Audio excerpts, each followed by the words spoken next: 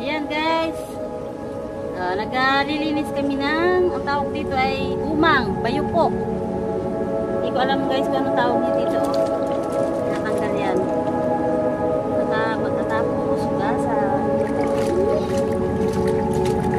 Sa sapa, kami naghugas. Ito yung paborito ko guys. Sarap yan guys. Yan, ganito.